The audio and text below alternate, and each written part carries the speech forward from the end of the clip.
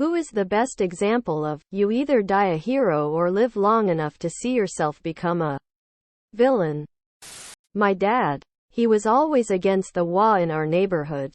Long story short, he wrote an apparently strong-worded letter about all the changes he would make, rules he would enforce, etc. There happened to be a vacancy up for grabs and he ended up as the president.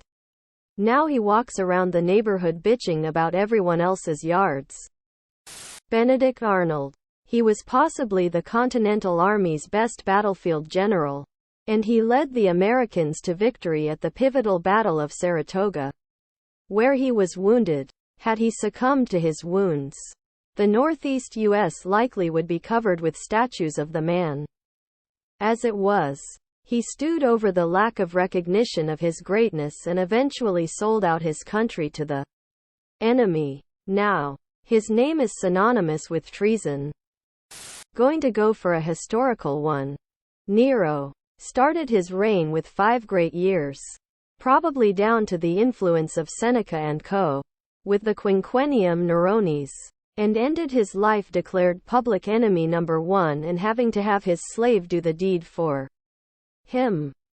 Marshal Philippe Pétain from France. WW1 hero after Battle of Verdun and WW2 head of the collaborationist regime of Vichy that helped the Nazis. The African National Congress. The party mainly responsible for the liberation of the South African people from the apartheid regime. Now just a group of totally corrupt cronies.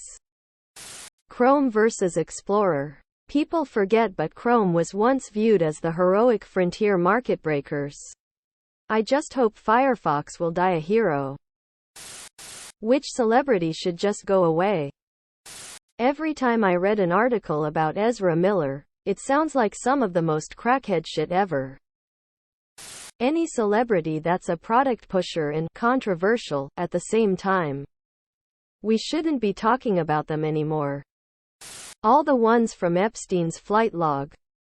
Dr. Phil. Ever since I saw him treat the girl that didn't want to see her biological mother like that, I'm convinced he has some sort of god complex and a bit of an asshole. Courtney and Travis. Everything I know about them wasn't by choice. The media needs to stop. I can't take one more photo of her trying to be edgy, it's cringe.